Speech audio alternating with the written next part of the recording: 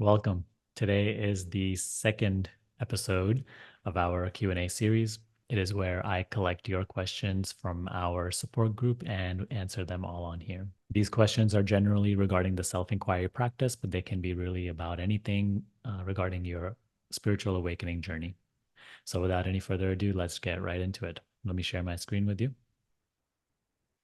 By the way, if you do want to participate in these Q&As and submit your own questions, make sure to join our self-inquiry support group. It's free to join, and every week I collect questions in this post. In the community, you can also ask each other questions and connect with other people who are practicing self-inquiry alongside you. So it's a wonderful resource. So we have a couple of good questions today, lots of them. Let's get into it. So first question is by Brenda. Brenda said, "Hi, Sunny. I have been hearing a lot about chakras and different methods used to unblock them. Is this something that can be resolved through self-inquiry meditation?" So chakras. On the spiritual path, you'll hear about tons of different things.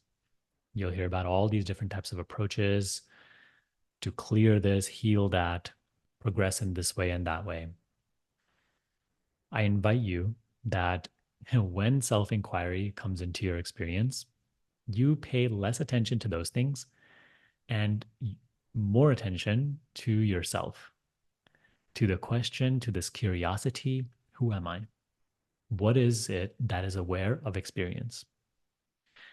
This, as you'll come to see, is the highest aim, the main question, out of which all other questions and pursuits arise. If you start to just pursue the higher, the lower aims will naturally be achieved. You don't need to worry about clearing your chakras or healing from this emotional trauma or that emotional trauma. Otherwise, like if you remain focused in the small, you'll miss the bigger picture. And one thing you'll notice is that when you keep focusing on the other things, it is an endless journey. It never ends.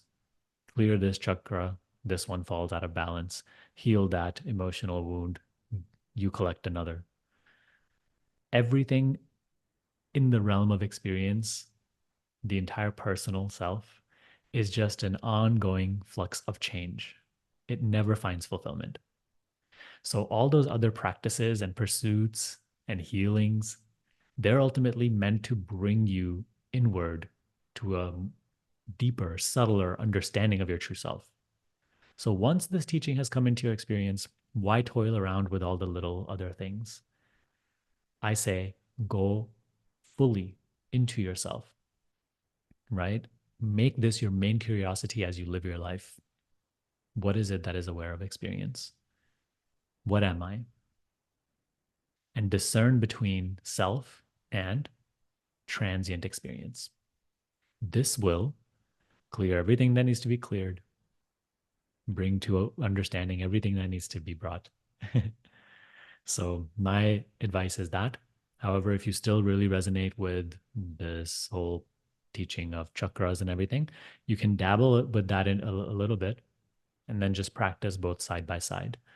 So you can see how to conduct it in a way that resonates with you. But that is my advice. So let's move on to the second question now. The second question is by Kelli. Kelli said, "The universe has its own plan, and we are witnesses to everything. But are we still held accountable for our actions until certain lessons are learned?" Good question. Yeah, this teaching of non doership and trusting in life and dissolving your own will, or in other words, seeing that your will is just an instrument of God's will, that only God's will prevails. This teaching confuses some people because it makes them doubt, like, oh, so I'm just not accountable for my actions, and then I can just do whatever I want.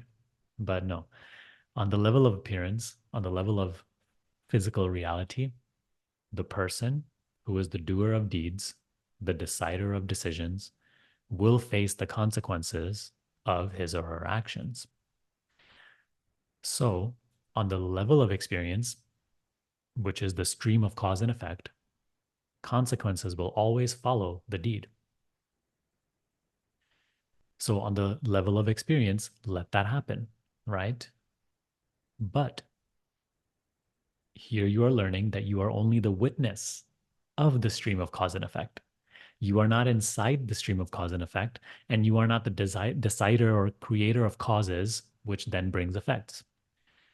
Your personal life is unfolding. It is appearing spontaneously every day. Live that. Live what is coming before you. Experience everything, and you decide everything to the best of your ability. You move forward in the best of your ability, knowing that all is happening beyond your will. Knowing that you are backed by the will of God or universal will, you act rightly to the best of your knowledge, because it still appears that it is your will, right? It is your choice. So you simply continue making the best decisions. But as this life unfolds before you, arises and passes, this whole stream of cause and effect, you remain only the witness to it.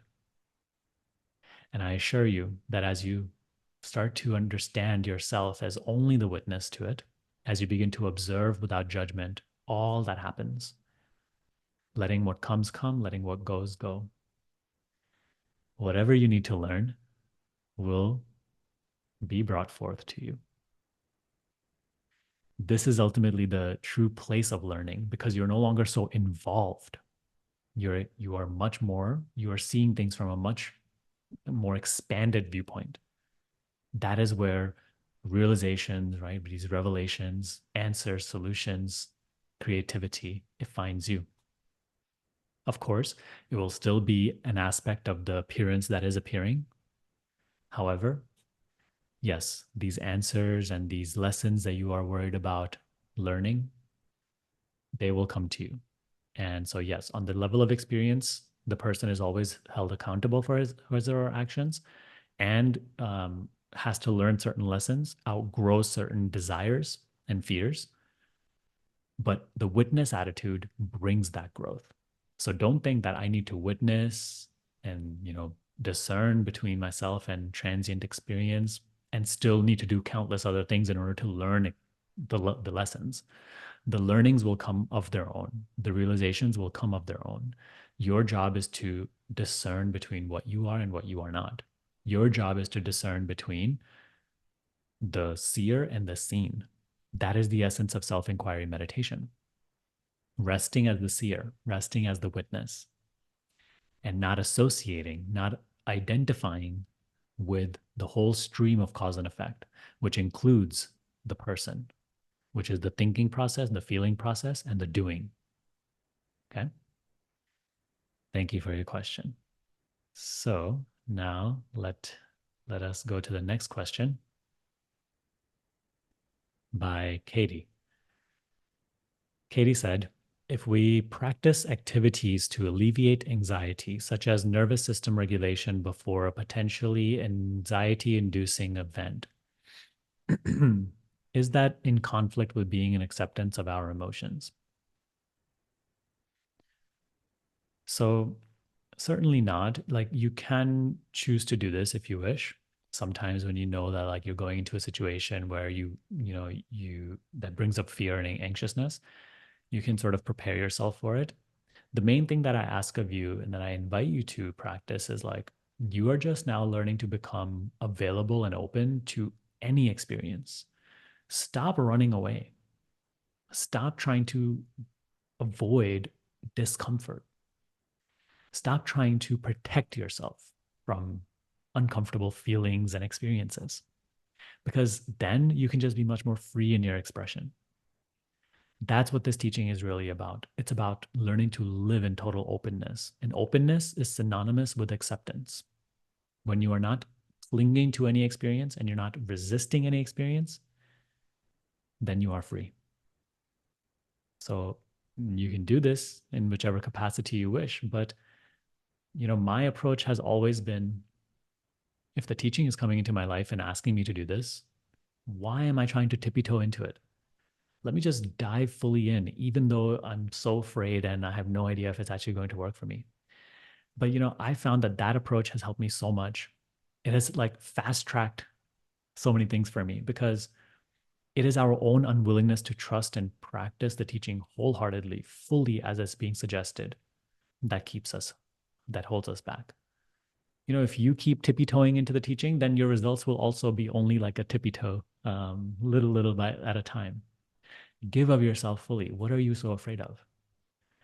I know there's plenty of things to be afraid of, but like, be willing to risk everything. Be willing to lose. There's a beautiful quote by Ramana Maharshi that I read recently. He said, to live in surrender, to live in surrender, you must be willing to discard everything you have cherished. For the sake of truth, you must be willing to discard everything you have ever cherished. Who can actually do that? Only the earnest spiritual seeker. But the more you become open, the more this wisdom will open up to you. And you will find that, like, there's nothing to lose, there's nothing to hide from. Only the person has things to gain or lose. For yourself, it means nothing. You have nothing to hide from, you have nothing to protect. If you want to be anchored in that peace, then you have to live in that and you have to embody that teaching, you see. So I hope that helps you. Let me bring up the screen again. So the next question is by Teoston. I hope I'm pronouncing that right. You asked how to cultivate faith. Let me just make this bigger. How to cultivate faith that everything will work out, even though things are not going your way in the present moment. And why is it that things, if they work out, must go in your way, in your favor? Do you just see the main underlying misunderstanding there? We believe that in order for things to be working out, they have to just be going to my favor. My friend, there's billions and millions of people in this world. Sometimes you will get your way, sometimes they will get theirs. And the experience is truly diverse. You'll have ups and downs. There will always be good and bad, success and failure, pleasure and pain. You live amidst these dualities. You are the witness to all of this. You yourself have nothing to gain or lose. So you have to let experience be as it is. You have to let experience go through all these dualities, all these ups and downs, without being so attached to it, without resisting or avoiding. You see how that is where most of our pain comes from? Just this inner battle of clinging to what I like and resisting what I don't like. If you just let go of this, then you'll be able to experience everything without suffering. And you will just see that, like, everything just continues to take care of itself. There's a simple wisdom here. It's available to all of us. But we have to step down from our mental complexity and judgments and beliefs into a silent observation of things as they are. That is the way to peace. That is the way to wisdom. That is the way to experience how everything just gets taken care of. Life takes care of everything. And also, once you really begin to test this out and you live in surrender, there's a quote by Ramakrishna. He says, the devotee who surrenders to God, God never forsakes that devotee. So you will be under his protection. Test these words out. Try it out. For me, the advice that has always really helped me is just like, be willing to face anything.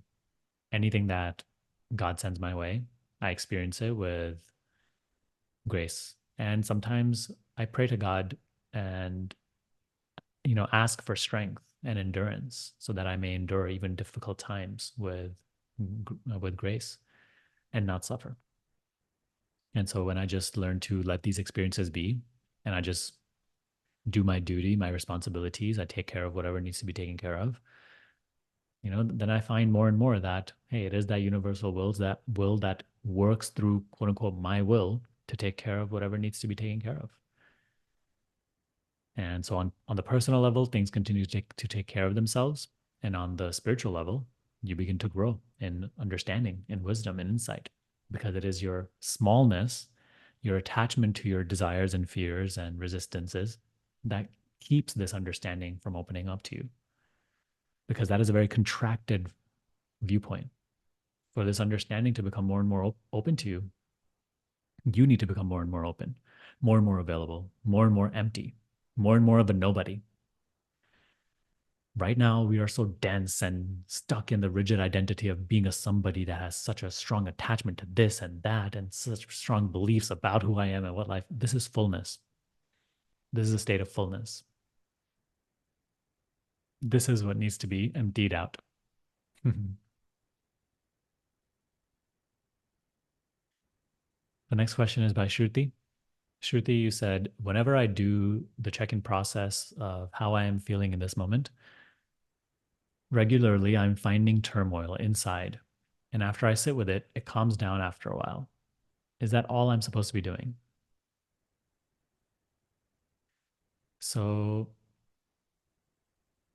you check in with yourself and you find turmoil. And after you sit with it, it calms down.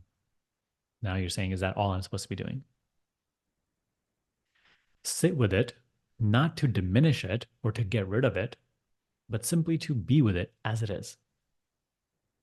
And you said it correctly. When you do this, it calms down. Can you see how yourself, how only by resisting and fighting against your current state or whatever is happening, do you suffer more, and it just increases. Whereas when you just sit with it, when you just let it be, when you stop trying to escape it or avoid it or get somewhere else, then it just relaxes in its own time. So that's the whole point of it. Observe it without agenda. Observe it without the narrative about why you are feeling this way, who is making you feel this way, why you shouldn't be feeling this way, all that stuff. All that is mental description and conditioning. That is the thing that keeps recreating this. Learn to just experience even the feelings of turmoil without any judgment. Even fear is just a feeling. There's nothing threatening about it. Anxiousness is just a feeling. There's nothing threatening about it. The scary part is the thoughts. Learn to just observe without the thoughts. Take your attention away. Learn the power of attention. Your thoughts will continue to be scary, big little monsters if you keep giving them attention. You are now learning to bring your attention and just anchor it in the feelings, in the sensations. Or if it's available in your practice, what we cover in self-inquiry practice is you take the attention away from thoughts and bring it inward to the seer of them. It's a self-awareness. In this, all those thought patterns and again, those dense negative points of views, they will just start to melt away because they cannot withstand that frequency. So yeah, in a way, this is all you're supposed to be doing. You just observe without judgment.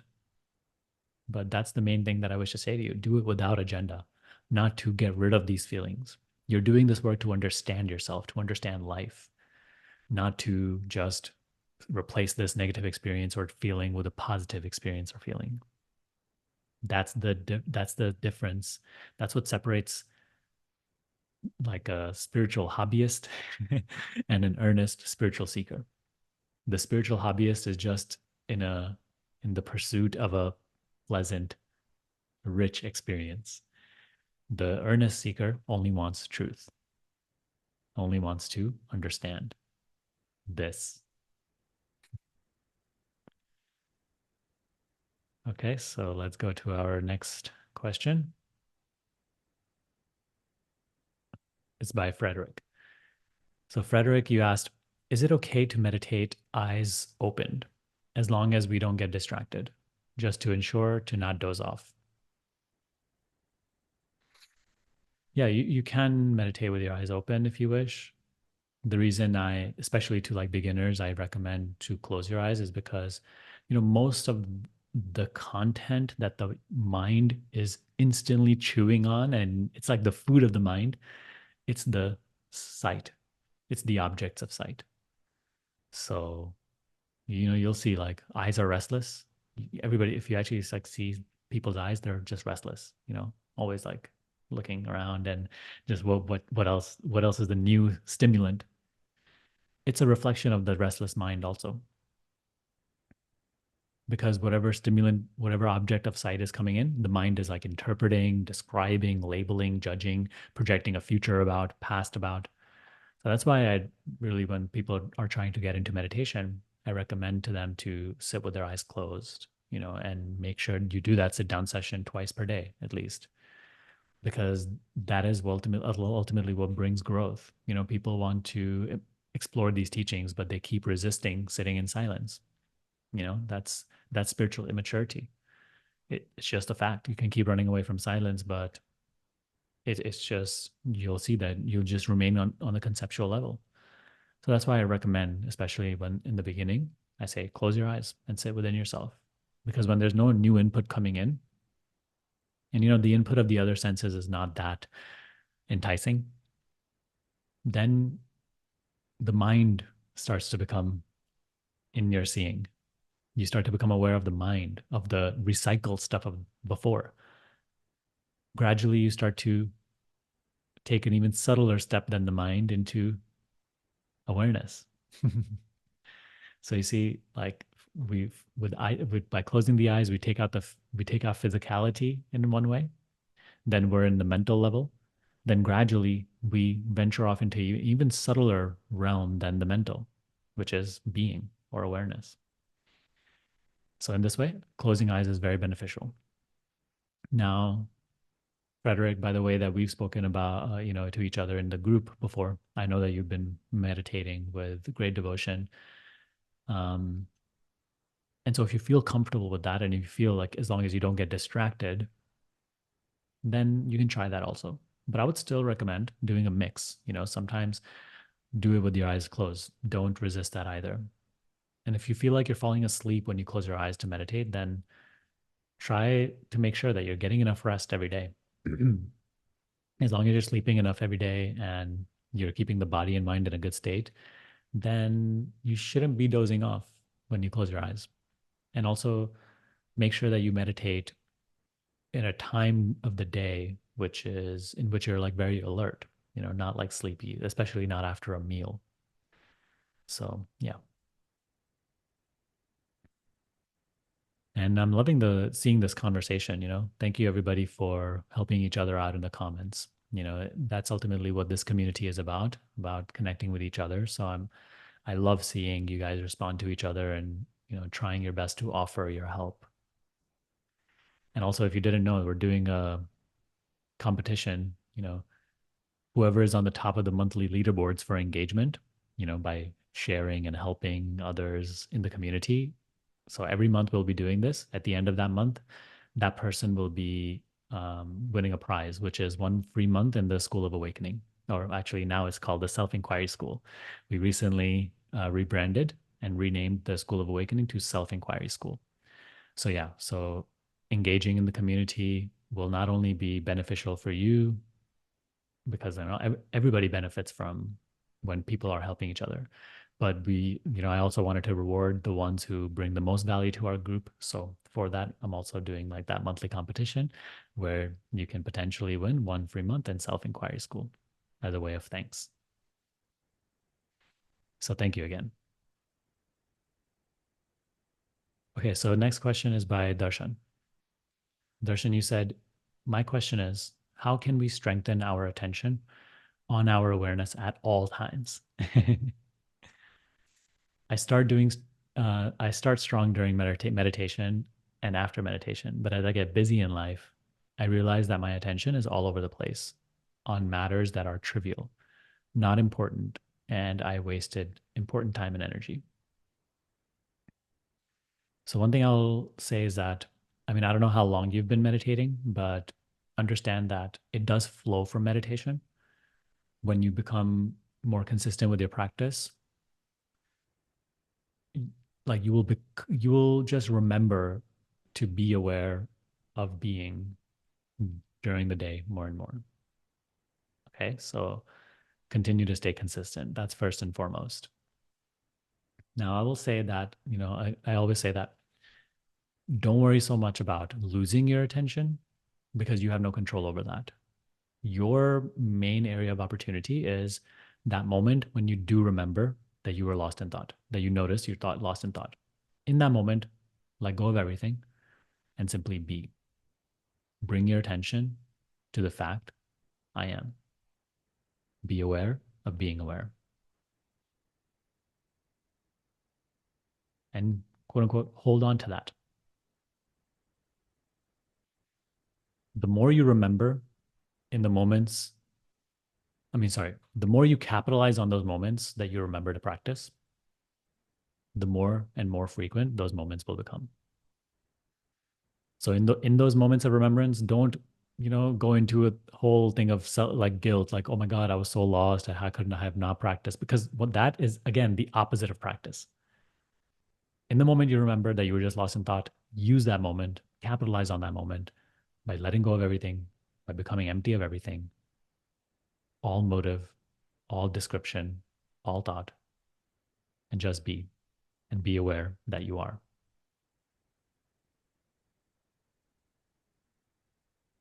And then there's this inner silence which starts to take over your entire life. And one last piece of advice that I have for you is that when you do become aware of being aware, when you do notice awareness, start to notice its ever present nature. It is never missing. You appear to have lost it and, this and that, but notice that the entire experience of you having lost awareness, there's awareness of, and you are aware of it. So you, awareness, are always aware. Now you are just learning to notice your ever present nature rather than identifying with limited points of view of the mind, which say, I'd lost this or gained that. Awareness is not something you have to gain. It just has to be noticed as ever present and already always there. So stay consistent. Consistency is the main thing I can tell you. People think that there's like a secret hidden key that I can give you that's just going to make you aware all the time. But actually, the real answer is just you need to make an effort. You need to devote yourself to yourself. Right now, we are devoted to things. We are devoted to experience. We are devoted to mind. All of this is the not self. So, how can we remain devoted to illusion while wanting self? So, for the self to bestow the understanding of self, for the self to bestow self knowledge upon you, you need to prove yourself worthy. This is just one way of looking at it for us to talk about it. Prove yourself worthy by devoting yourself to yourself. Reverse your devotion away from illusion to reality. Reality shines in this moment as I or now. So be aware of that. Hold that in the temple of your consciousness. All right, let's go to the next question. Loving the question so far. So as I said to you, that we're going to be trying to do this every week. I don't know if I'm going to get around to doing this every week, but I'm trying to be disciplined and making sure I get to do this because I really enjoy filming these. And I know based on the feedback that I got from the last one, this is really helpful to you. So I will continue to try my best to put one of these out every week. Make sure to join the group if you haven't already. So next question is by Jonathan.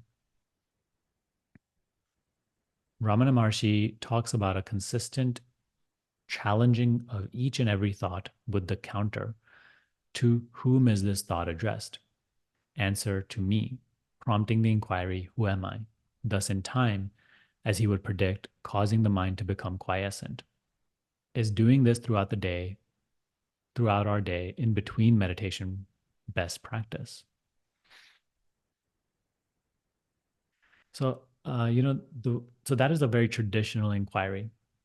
And of course, that is like the inquiry in the way that he taught it. And if that method really resonates with you, yes, like practice that. For me, it was less wordy. For me, the constant questioning never really resonated because once I discovered what the question, who am I, is pointing me to, which is awareness of self, awareness of awareness, awareness of being, right? It helps you discern between what you are identified with versus what you are. So, and then again, it's just about keeping the mind in its heart, meaning keeping the thinking in its source, which is awareness, just being. Once I started to discover that, then I felt that I didn't need so much questioning to get me there every time. See for yourself how much of this questioning you need to pose to simply return to awareness of being. And then gradually, as you practice, you'll need less and less questioning, because ultimately the question must point you back to that which is beyond the question, and the question drops off. When you start to discover that and become more clear about that, then the questioning is less and less needed. So even in the self-inquiry course that I teach, when you start to go deeper into the weeks, there's less and less pointers like that you need to cling on to in order to get to self-awareness, because ultimately the goal of this practice is to make self-awareness absolutely evident, just like how evident it is, the sound that you hear is, or the the sense perceptions or the thoughts are to you. Self-awareness is even more evident, more obvious, but it doesn't appear so because it is not an object. That's why we use all of these techniques and whatnot. But these questions and techniques, ultimately, when they make it that much clearer, then you can start letting go of those things. So yeah, when you're not meditating and you're just, you're just out and about in the day, keep, whenever you remember, keep noticing the ever-present awareness. In certain moments, like maybe for 5 to 10 seconds, you just drop everything, stop caring about anything, stop describing, judging, interpreting, labeling, become empty of all thought, and just notice that simple presence. Notice how that presence is not personal. The person there's awareness of, but that presence, presence of awareness, start to experience that more and more purely. In that moment, there's no mind, there's no thought, there's no concept. So rest in that space more and more. Do this vigilantly, but also lightheartedly. Never become frustrated, because again, once again, what becomes frustrated? Frustration is also an experience that is appearing to me. So even the frustrated mind is a pointer back to myself. Nisargadatta Maharaj says, every thought, no matter how many thoughts there are, every thought points back to you as the knower of them. All thoughts point back to you as the knower of them. Who are you? Do you see how this question instantly renders the thoughts that were there irrelevant and they just drop away? And what comes under your noticing is the self that is aware. I. So that is ultimately the essence of practice. By no means are we, Ramana Maharshi intend for us to just constantly keep asking questions. That's only just like a stepping stone. It's all about awareness of self, awareness of being. I am. All right, let's move to our next question by Claudia. That which hears the speaking and sees the acting, is this the true nature, the real self? I can not give. Okay, so the first sentence is the question. That which hears the speaking, sees the acting, is this the true nature? In one way, you can say, yes, this is the true nature. In one way, you can say that this is the purest reflection of our true nature inside the realm of experience. Okay. So, in just a simple way, I would say that which is aware of the experience of thinking, that which is aware of the experience of talking and doing and pleasuring and paining, whatever it may be. That to whom these experiences appear, that is transcendent of the experience. That you are in truth. Whereas whatever experience that is appearing, and the body that is experiencing it, and the mind which is enjoying or resisting it, you are not that. You are that to whom this experience, including the experience of the body which is going through it and the mind which is enjoying or suffering, you are that to whom that entire experience is appearing. So reflect on that.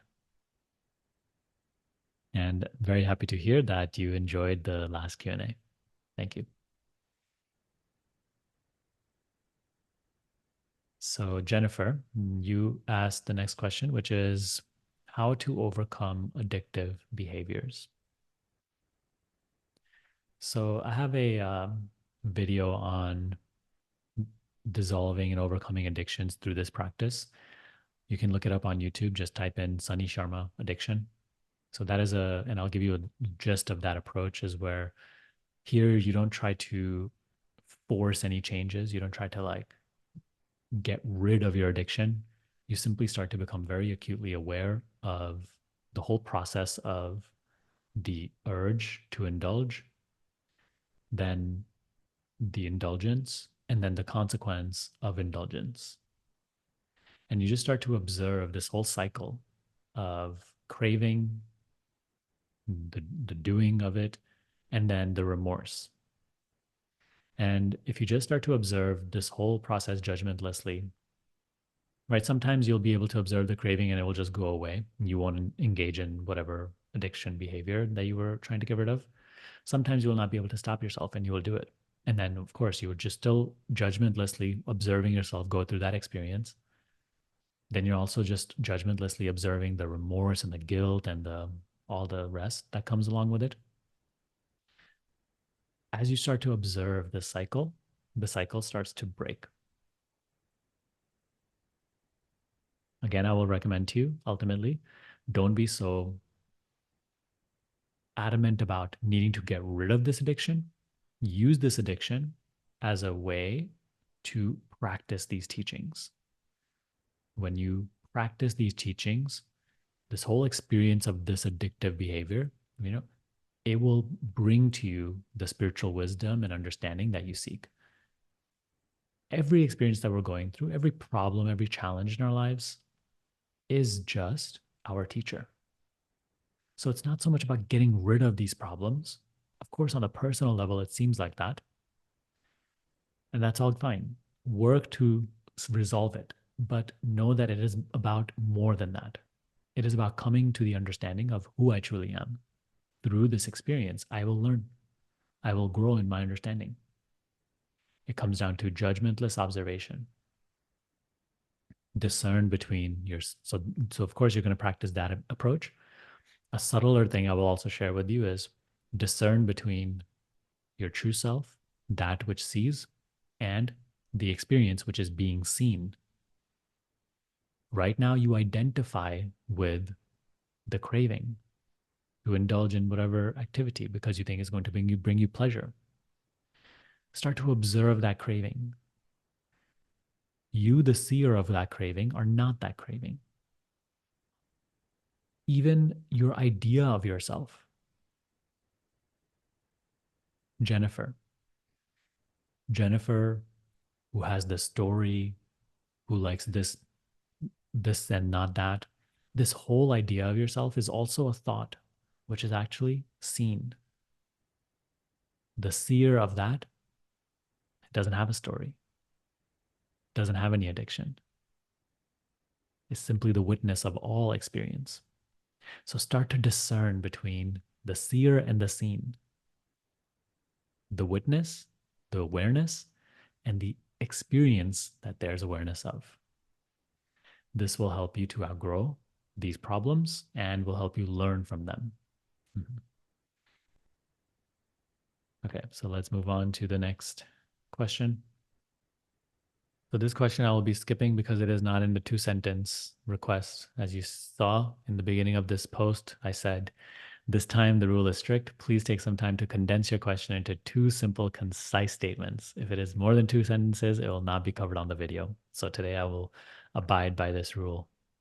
Last time I was lenient on it. And that's just to, I know that exercise of condensing your question will actually really help you really become clear on what it is that you're confused about. And it will also just help me understand better. Sometimes we think that, oh, let me write such a long thing so that the other person can understand me. But it just becomes unclear. The longer we ramble, the unclear the thing that we're trying to say really becomes. And it also just helps to move the Q&As along, okay? So please respect that rule that we have. And if you've seen the questions that we have covered, when the question is short, direct, clear, it makes for that much of a clear conversation. So, Doris, you said consciously, unconsciously, we identify with thoughts. How can or how do we observe without touching thought? Well, Doris, I invite you to see that the observing is never touched by thought. All thoughts are also observed. Does a thought ever stick in your observation? No. All thoughts are just coming and going. It is like a train of experience, which constantly comes and goes. All that remains constant is the fact of observing or awareness. So you see, this is our misunderstanding. This is the false identification. We identify this observing with thought. In the beginning, when we just begin our spiritual journey, we don't even know the difference between what thinking is and observing is. We don't even know we don't even know that there's a difference between attention and thinking. They're just mixed. They're just taken to be one. This was such a big discovery to me when I first came across it, that I can pay attention to something. And that doesn't mean to think about it. Previously, when someone asked me to pay attention to something, I was like, okay, I'm just thinking about it, describing it, labeling it. Now, you start to see how like paying attention to something means to just observe it, to just see it as it is, to just focus on it without label, without description. So you see, seeing, awareness, observing is already never touched by thought. Because even any thought that arises, it arises in my observing.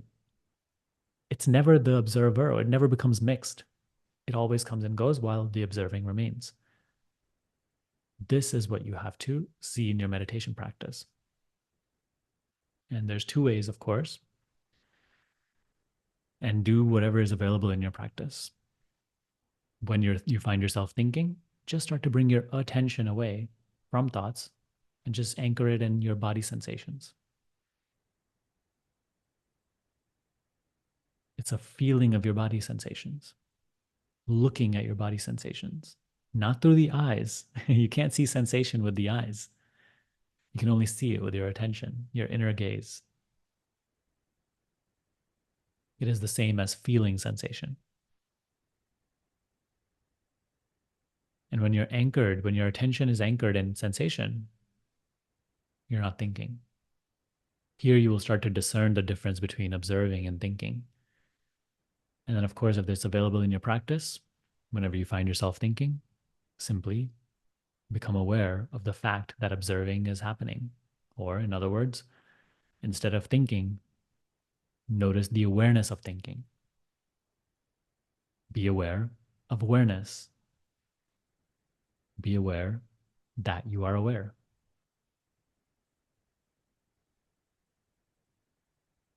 In this also, the thinking will subside. You remain, awareness remains, and you also begin to more clearly discern between seer and seen, observer and the observed.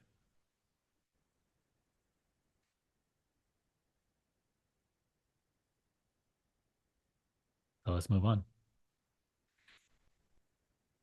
So, Peter, you shared or you asked, I remain curious about whether there is free choice or whether life unfolds without having choices and it's all just happening. Is surrendering to and accepting that what takes place in one's life the best approach to awaken? Beautiful question. So, I'm curious about whether there's free choice or whether life unfolds without having choices. Is surrendering and accepting that what takes place in one's life is so that's the best approach to awaken. Yes, yes. So, on the personal level, it appears I have free choice. It appears that I am a person who has free will. Play that role, but know it to be a role. And your meditation practice, your discernment between seer and seen will reveal to you that you are not a person. Therefore, where's the notion of your choice? If you are not the person which decides and acts, then where's the notion of my choice? Whose choice? So this is all very personal stuff, okay? On the personal level, you will appear you have choice. So act accordingly, right? Make the decision. Act. Live as if you have free choice, but always act according to your best understanding, okay? Inwardly, continue to discern between the seer and the seen, the true and real versus that which appears and continues to change, and continue to surrender. The teaching has shared with us that you are not in control. Of course, the person doesn't like that advice, which is why I also give like a half advice. Like on the personal level, do, play the role of being the decider, but inwardly, you are surrendering. You become open to whatever may come and whatever may go. This is acceptance. This is surrender. You're no longer so involved in your ideas about what should be and what should not be. Because as I said before, these ideas, being entangled in them, keeps you small. It keeps you personal. It keeps truth hidden. It keeps understanding limited. If we wish for that understanding to naturally open to us, we have to let go of the assumption that I am the doer of life. I was just reading the Bhagavad Gita the other day, and there was a definition of ego in the book. The word ego is ahamkar, and the word aham means I, and the word kar means maker or doer.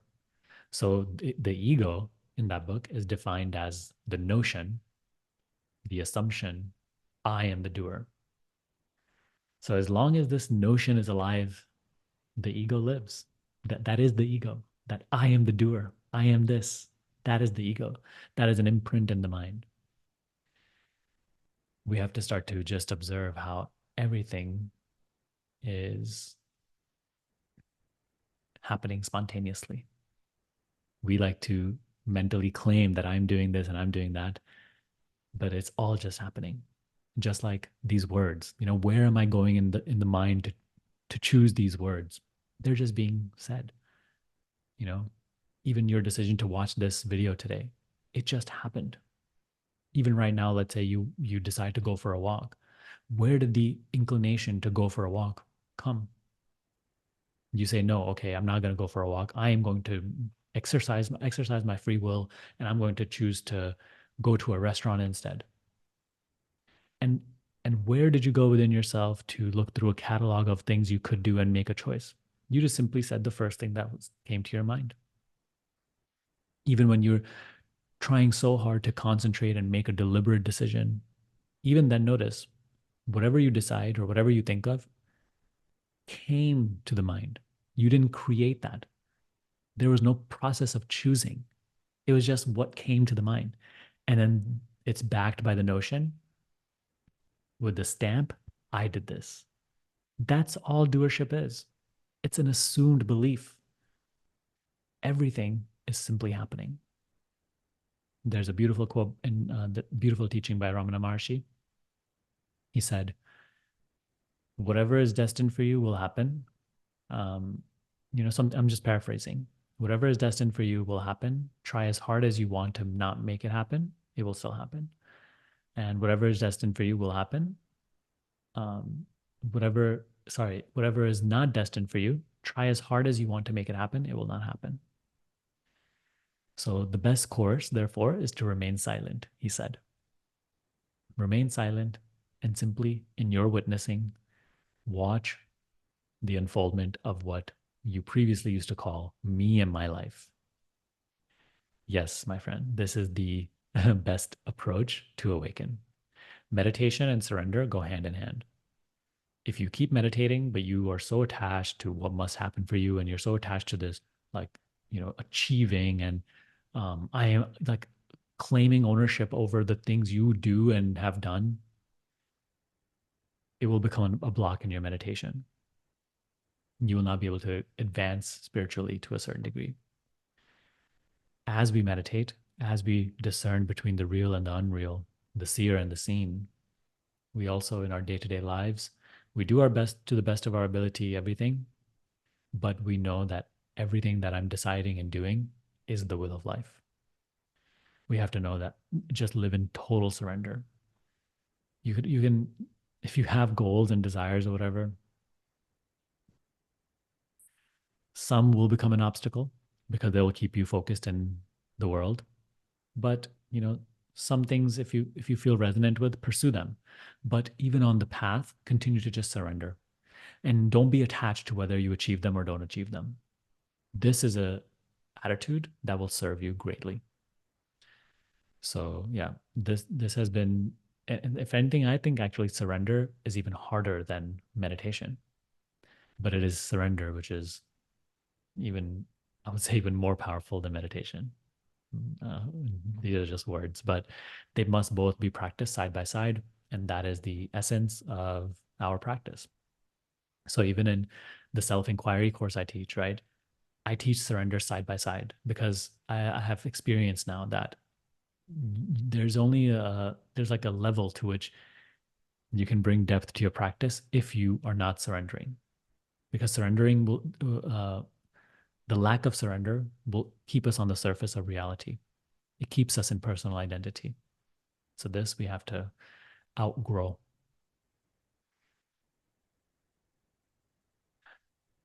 So let's go to our next question. I think we're almost towards the end. I think we got a few more questions left. So next question is by Brigitte. Brigitte, you asked, what does it mean to be identified with?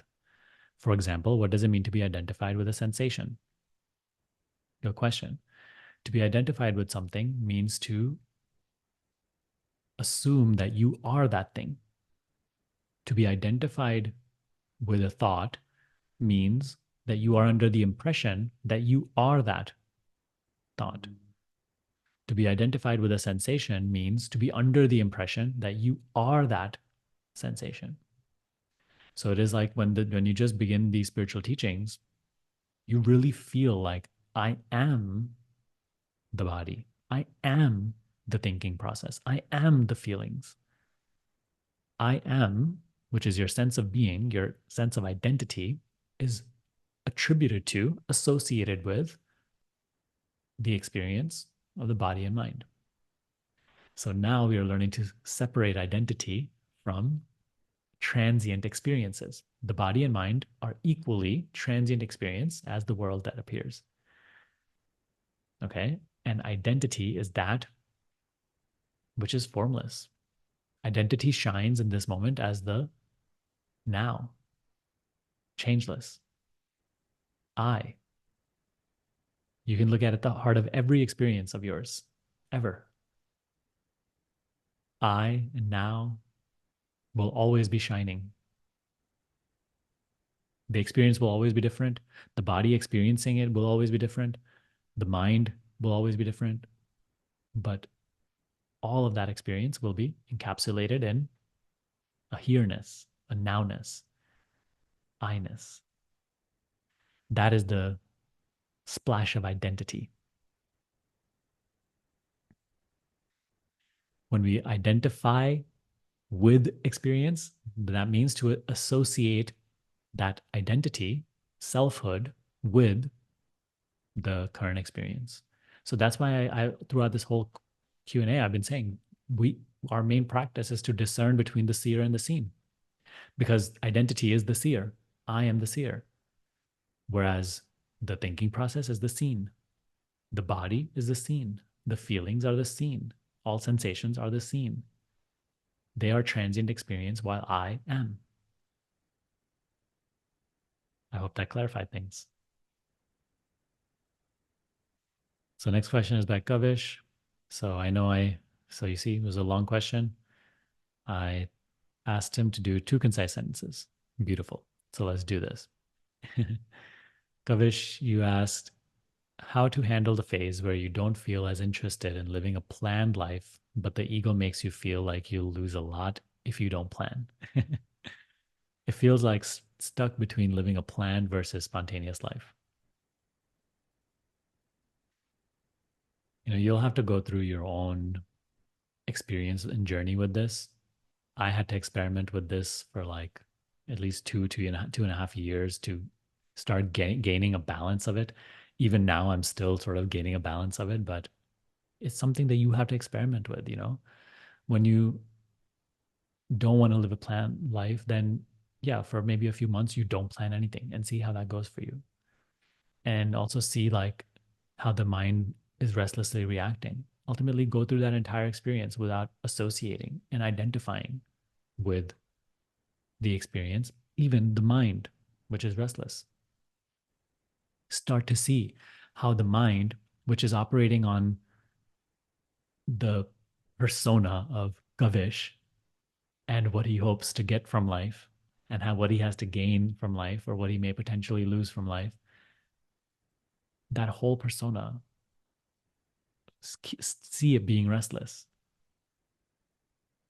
That for whom there's something to gain, something to lose, you are not that.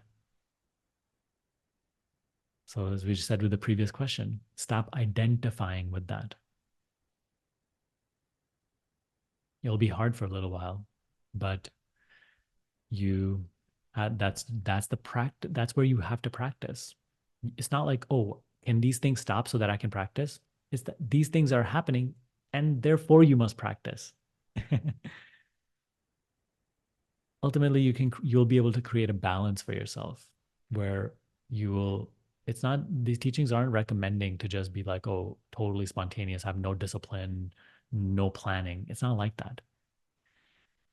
Like, I live a pretty structured day, to be honest. I have a pretty routine day, and I've found that to even make these videos, to do the work that I do, you have to have routine and structure and planning. But none of those things are in conflict with this teaching, because still, even with all the planning and structure and routine, my life is entirely spontaneous. But your life is entirely spontaneous too. It's just that the constant worrying and projecting of a future and past keep you in the assumption that you are controlling your future. Whereas in truth, life is always and entirely spontaneous. You just have to start noticing this. So, in order to do the things that I need to do, in order to handle my responsibilities and take care of my work and to serve you, I know I need to have certain routines and structures in place and certain planning that has to be done. But that doesn't mean that I'm worrying about my future constantly. That doesn't mean that I have to constantly concern about what do I have to gain, or what may I potentially lose in the future that I should protect myself from. That is the main thing that is being let go of. So experiment with this. Plan in whatever ways you need to plan, but you don't need to over plan. When you over plan, it's usually because of some concern. You're trying to protect yourself from something. But let's say, like, I have an appointment tomorrow at 10:30. That is not in conflict with the teaching. do the things you need to do, take care of your responsibilities. On a personal level, you will have to do some sort of planning and structure and routine. That's just the way this is set up. But rid yourself of self concern. Begin to open yourself up to life. Let life flow. Realize the spontaneity of life, regardless of your structures and routines. Because yes, on a daily basis, I live a routine life, but in a way, every day is spontaneous in its own way, unique in its own way. It becomes like that when you are living, when you are no longer just living in the mind.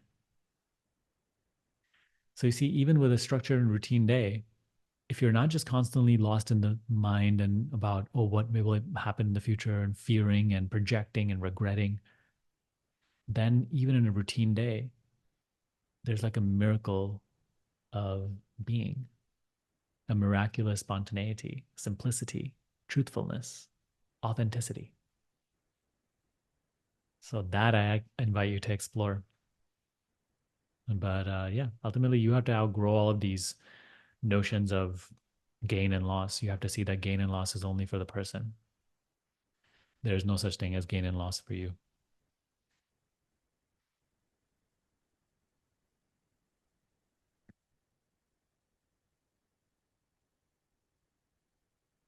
Next question is by Shar.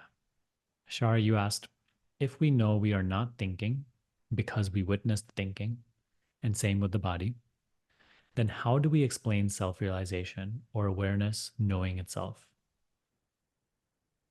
Good question, Shar.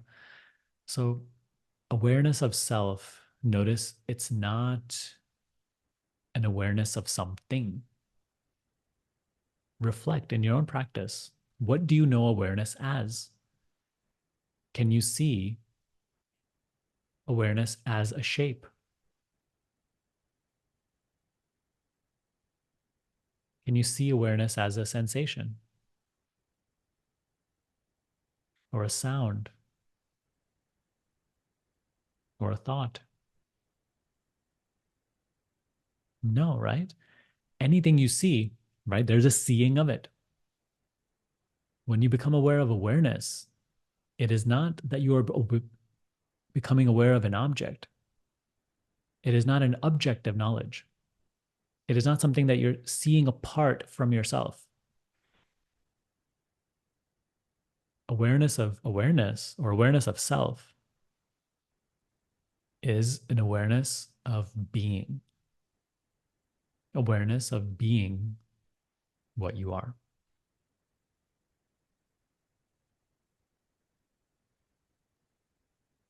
It is an awareness of that which is aware. It is an awareness of the very fact of being aware.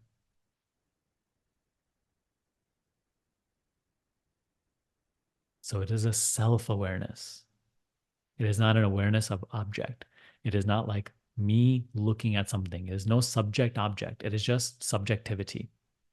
It is just being, being what you are and knowing that you are. Play around with this. It is beautiful. You'll come to see all of these things in your own practice.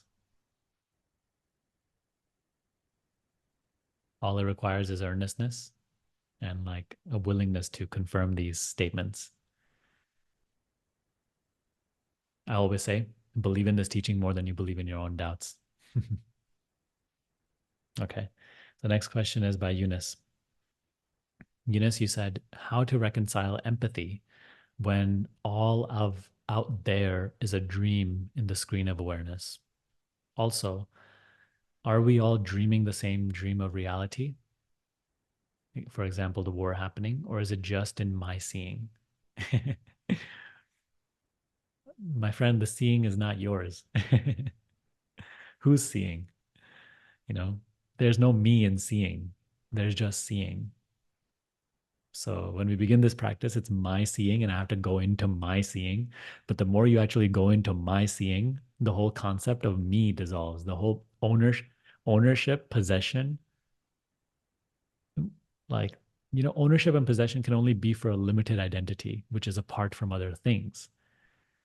When you actually go into yourself, just a way of saying it, the deeper you go into awareness of self, this notion of possession, ownership just starts to dissolve. The me starts to dissolve. Of course, it is the self that is aware, but there's no me in that self. It's just being, or as you said, seeing.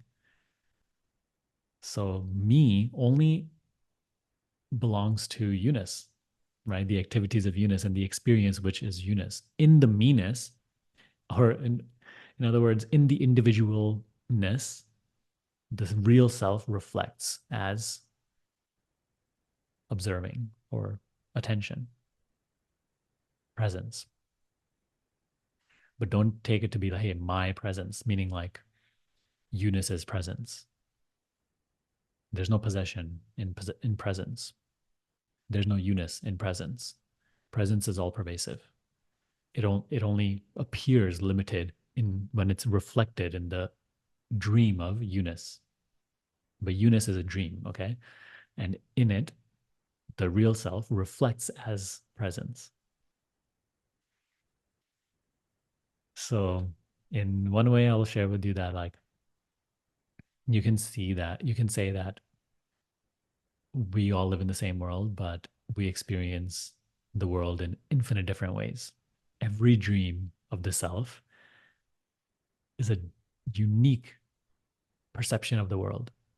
So we can say the world may be the same, but it shows a different face to every perceiver. So that's just a simple way of looking at it.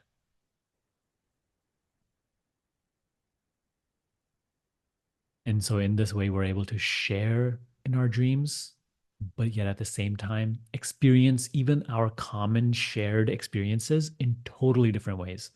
It is totally beyond what the mind can comprehend. And when I try to comprehend it with the mind, I even go crazy. So I just let it go.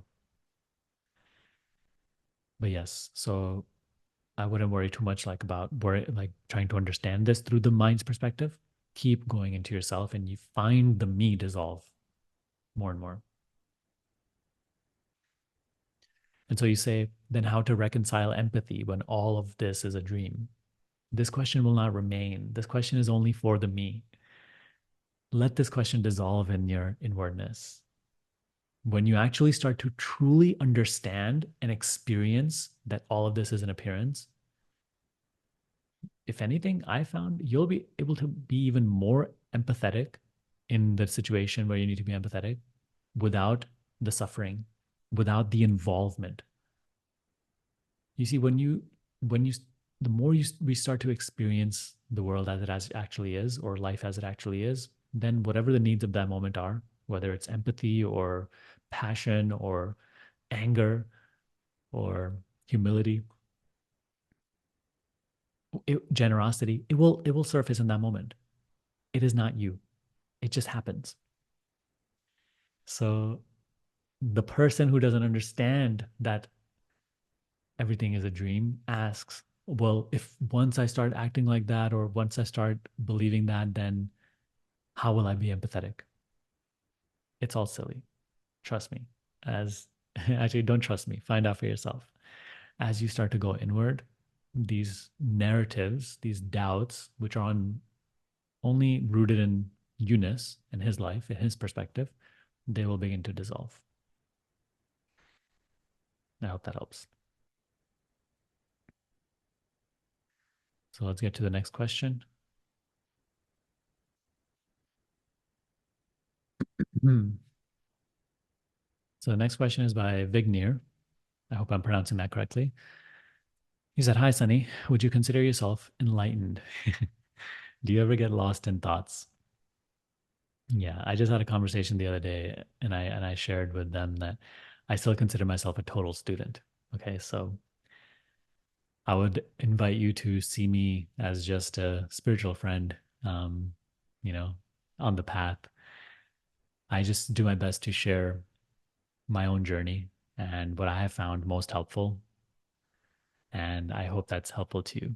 So if that resonates with you, that's the approach that I ask you to take it with. I don't ask you to see me as a guru, as an enlightened teacher. I have come to no final understanding. I get lost in thoughts all the time.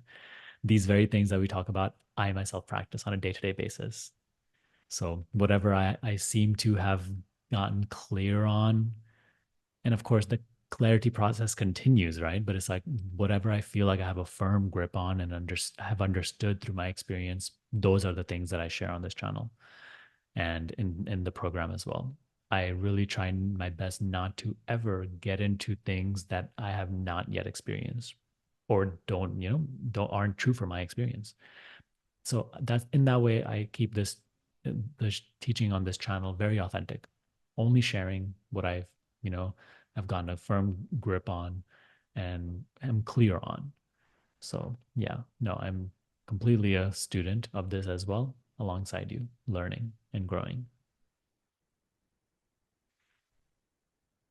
Okay, so another question by Brigitte. In the field of spirituality, we often speak about silencing the mind, as if thoughts are not welcome. What kind of problem is implied by thoughts? Why do we have to lose interest in thoughts? Are thoughts of not are thoughts of non-interest or problematic? You have to lose interest in thoughts and disengage from thoughts because it is thoughts which are constantly creating and recreating bondage. Thoughts are all conceptual. They are all ideas. They are concepts. They are not reality. They are narratives. They are points of view. So when thoughts are just happening, and that's our conditioned state, right?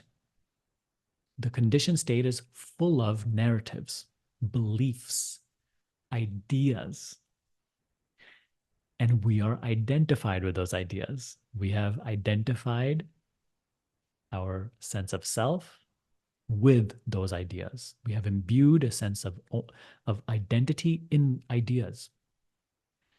And your day to day thoughts are just reinforcing those ideas, those perspectives. So it's not that thoughts are like the villain, but you do have to, if you want to gain clarity and start to experience life as it actually is, you have to start to suspend thought in moments of practice. You have to step outside of ideas and experience life as it is.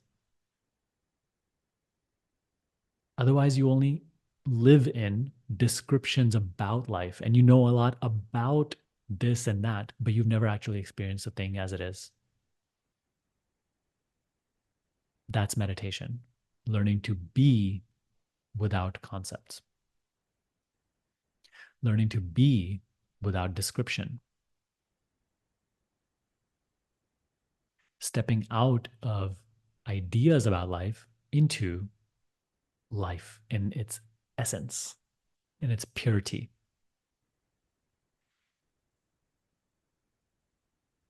So, as you begin to become more clear in that which is prior to thought, as you become clear and discerning between truth and concept, then thoughts are less and less problematic. In the beginning, this disengagement process has to happen very vigorously. Nisargadatta Maharaj said, the only real meditation for an earnest seeker of truth is the willingness to not harbor thoughts. So it's not that he's saying thoughts are the villain, but they are the illusion maker. They paint many worlds. And whichever thought you give attention to, you become that world in a way. That becomes real for you. Right now, if the mind says, I'm confused, and you start really believing in that, you start going into that, you become the confused one. See the power of thought. So that is why they're not the villain, but they are. You have to step out of thought to realize and experience that which is true. You have, you have to step out of thought to experience life as it actually is. Even of ourselves, we only know ideas. Oh, I was born here. I am tall. I am short. I am this. I am that. I am a doctor. I am a lawyer. I am funny. I am this. These are all descriptions about the person. Of our true self, we know nothing. We have to step out of description, out of concept, to be as I really am, be what I am prior to what I appear to be, which is the person.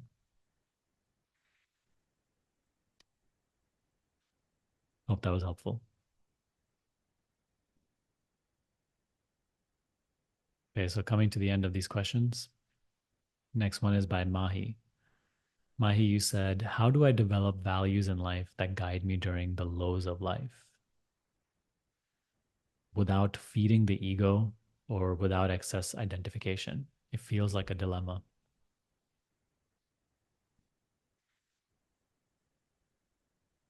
One of the main things I will share with you is just create a resolve to stop resisting, struggling, and fighting against experience. Learn to experience whatever is coming in your experience without resistance.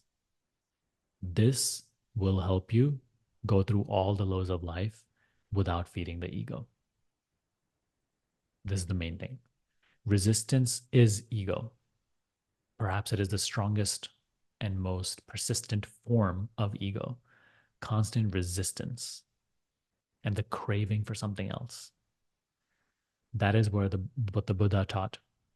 Our suffering lies within resistance to what is and the craving for something else. In that, the ego continues to function very healthily.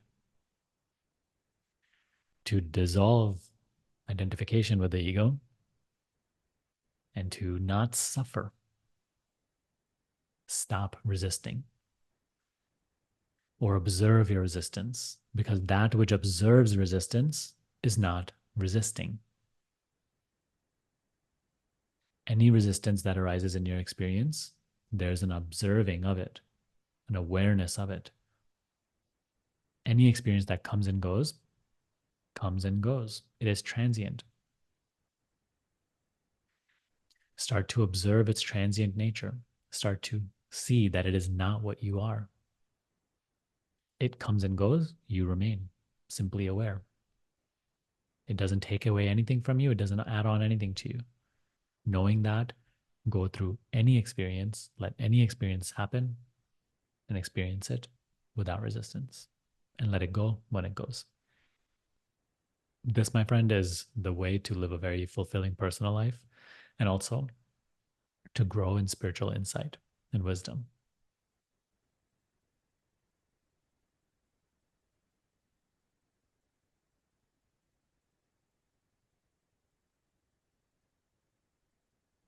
So, the next question is by Shalini. Would like to know about the subtler difference between consciousness and the mind introspecting? So the mind introspecting is always conceptual. It's always talking. It's this inner talking. It's the inner talker and projector. Whereas of all of that talking, there's awareness. Awareness is not talking. So that is the simplest way to discern between, as you say, consciousness and mind. Consciousness never speaks. It simply sees. It is simply conscious. The mind, whatever it may say, you are conscious of. Using that, discern between the two. Separate the two. You are that which is conscious. You are not the mind that is talking.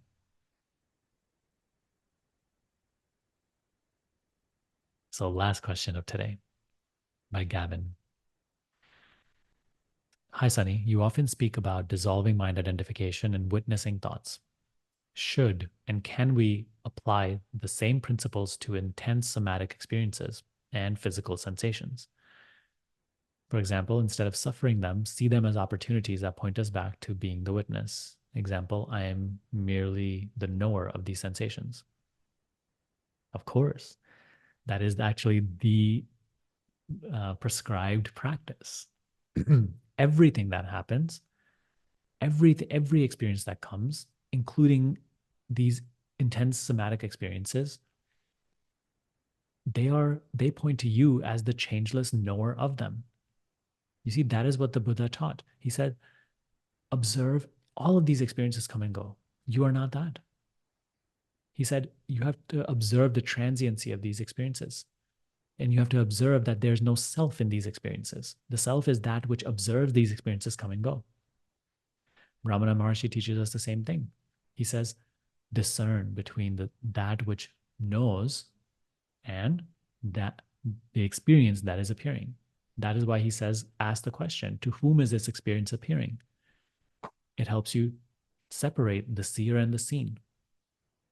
So yes, and as I said earlier, Maharaj also said, every experience points to you as the knower of it. So the principle is the same. All physical sensations, all somatic experiences, you, my friend, are the knower of them. Don't identify.